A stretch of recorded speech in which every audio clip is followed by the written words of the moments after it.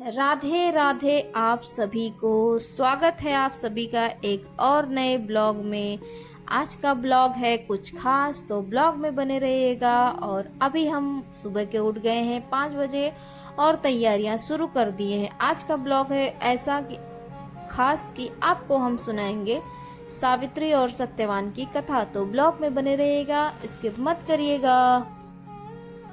और अभी हम कर रहे हैं अपने व्रत की तैयारी। हमने मेहंदी लगा लिया है और व्रत की पूजा पाठ के सामान जो है हमने रेडी कर लिया है। फिर हम शुरू करते हैं अपनी कहानी। प्राचीन काल में मद्र के एक राजा अश्वपति थे। उनकी कोई संतान नहीं थी, इसलिए उन्होंने देवी सावित्री को घोर तपस्या की। उनकी तपस्या से प्रसन्न होकर देवी ने उन्हें एक तेजस्वी कन्या का आशीर्वाद दिया। राजा ने उन्हें कन्या का नाम सावित्री रखा।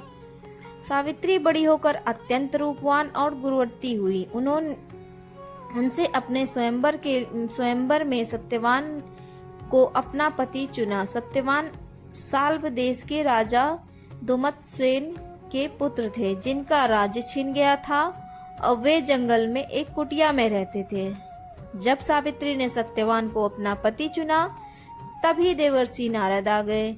नारद जी ने राजा को बताया कि सत्यवान बहुत गुणी और धर्मात्मा है, लेकिन उनकी आयु केवल 1 वर्ष ही है और ठीक 1 वर्ष बाद उनकी मृत्यु हो जाएगी। यह सुनकर राजा बहुत चिंतित हुए और उन्होंने सावित्री से किसी से अन्य विवाह करने का अनुरोध किया, लेकिन सावित्री अपने निश्चय पर अटल रही और उनने कहा कि वह सत्यवान को ही अपना पति मान चुकी हैं। अंततः दोनों का विवाह हो गया। विवाह के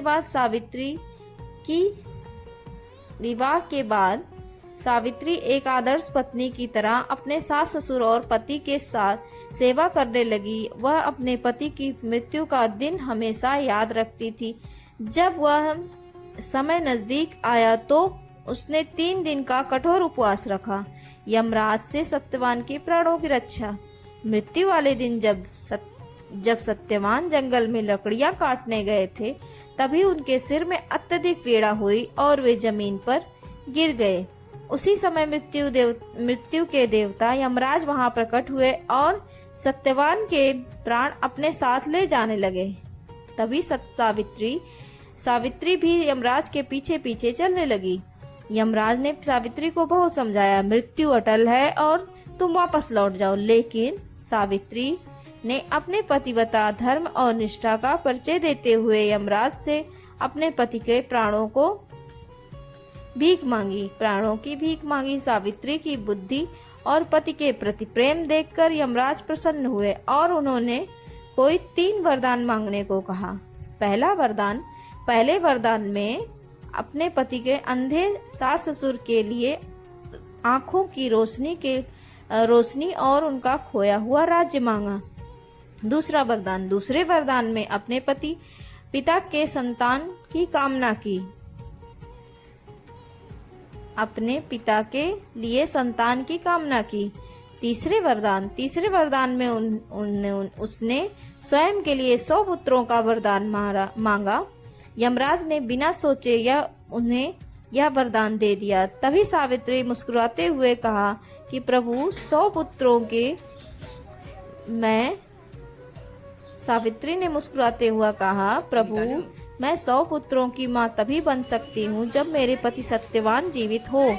यमराज सावित्री की इस चतुराई और पति प्रेम से हार मान गए और उन्होंने सत्यवान के प्राण उनके शरीर में वापस लौटा दिए। इसके बाद सावित्री उसी बरगद वट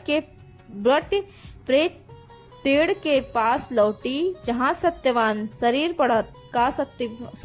का शरीर पड़ा था और सत्यवान उठकर जीवित हो गए। तभी से पति की लंबी आयु की कामना के लिए वट सावित्री व्रत रखने की परंपरा शुरू हुई।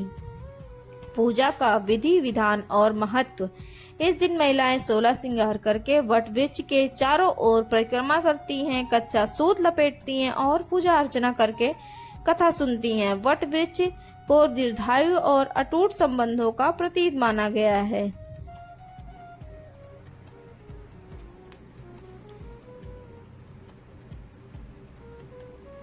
सो दोस्तों, आपको हमारी ये कहानी कैसी लगी ज़रूर बताइएगा कमेंट करके, और अगर पसंद आया हो तो लाइक करिएगा, शेयर करिएगा और कमेंट ज़रूर करिएगा।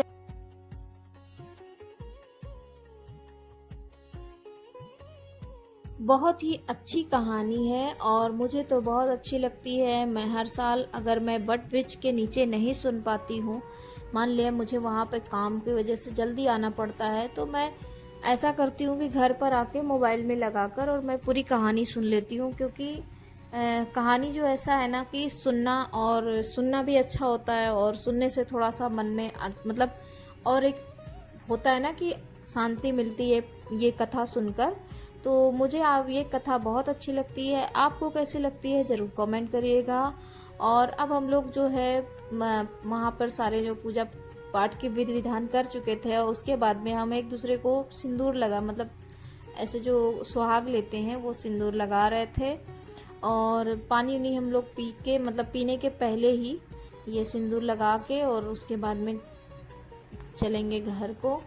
और थोड़ा सा मैंने क्योंकि बहुत ज़्यादा भीड़ है ना, मतलब समझ लीजिए कि वट वृक्ष को हम लोग छू भी नहीं पा रहे थे, इतनी ज़्यादा भीड़ थी कि जगह नहीं थी कि क्या मतलब क्या ही कहें कि खड़े होके अच्छे से पूजा भी नहीं ढंग से मतलब बैठ के कर मिल रहा था, क्योंकि इतने लोग आ गए थे, इतने भीड़ हो गई थी, बैठो और उठो भागो। तो मतलब हम बैठी थे पूजा कर ही रहे थे, तभी लोग कह रहे हैं कि हो गया आपका, हो गया आपका।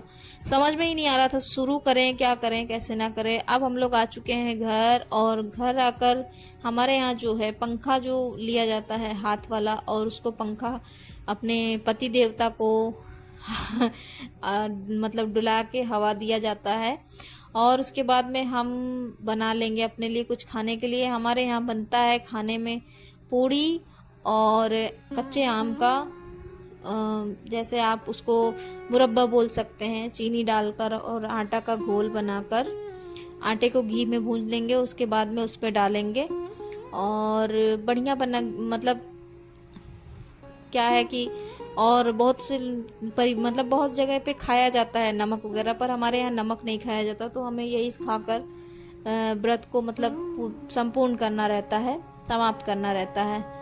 और ये हम बच्चों के साथ बैठ के खा रहे थे, क्योंकि बच्चों की भी बहुत अच्छा लग रहा था कि मम्मा ये क्या नया बनाई है। तो बच्चे भी बैठ के अपना मस्ती से मतलब पूड़ी पूड़ी मम्मा हमको भी खाना है और ये भी खाना है, ये आपने क्या बनाया है आम का, बहुत खट्टा खट्टा। मतलब आद्या जो है मेरी ना बोल रही थी कि ये आपने हलवा जो बनाया ये खट्टा क्यों बना दिया, बहुत खट्टा है, क्योंकि उसमें कच्चा आम पड़ा था तो जिसकी वजह से खट्टा हो गया था। और थोड़ी सी हम बना लेंगे इंस्टा पे वीडियो, इंस्टा पे हम चलाते हैं, इंस्टा की हमारी आईडी आपको दिख रही होगी। और आपको एक बात बताना भूल गए, यहाँ पे ये जो कैमरा लेकर खड़े हुए हैं वीडियो में आप देख रहे होंगे, ये शायद प्रेस वाले थे और इन्होंने मुझे बहुत परेशान किया मतलब उनको भाई न्यूज़ देना है, तो खूब फ़ोटो खींच रहे थे। तो मैं अपनी फ़ोटो खिंचवाने गई तो वो बोले आप पेड़ को टच करिए, मतलब बरगद जो पेड़ है बरगद का वट वृक्ष जो है उनको टच करिए और फ़ोटो ऐसे क्लिक करवाइए। अतब के पापा के साथ भी मेरी पानी पिलाते हुए फ़ोटो खिंचवाएं, पर मेरी मतलब मुझे वो फ़ोटो मिली नहीं। और अब हम आ चुके हैं घर, तो घर आकर बिल्कुल मतलब कपड़ा वगैरह उतार लिए हैं, क्योंकि गर्मी तो आपको पता ही है बहुत ज़्यादा है। और उसके बाद में एक बनाया मैंने इंस्टाग्राम के लिए रील, 1-2 रील बनाया, उससे ज़्यादा नहीं बनाया है, आप जाके देख लेना। मेरे पास टाइम ही नहीं था क्योंकि खाना भी बनाना था बच्चों के लिए। और उसके बाद में ख़त्म कर दिया, मैंने नहीं बनाया फिर, और कपड़ा वगैरह उतार लिए। और ये मेरी इंस्टा की रील है और थोड़ी बहुत मैंने फ़ोटो की क्लिक करवाई थी। तो अब आपको बताना होगा कमेंट करके कि हमारी जो मैंने कथा सुनाई आपको वो कथा कैसी लगी। और अगर वीडियो ब्लॉग पसंद आया होगा तो लाइक और सब्सक्राइब जरूर करिएगा। तब तक के लिए नमस्कार, जय माता दी, राधे राधे, जय श्री राम।